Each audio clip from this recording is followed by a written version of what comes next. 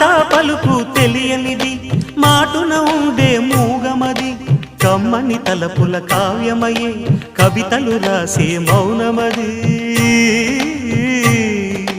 రాగల రోజుల ఊహలకి స్వాగతమిచ్చే రాగమది శృతిలయలరగని ఊపిరికి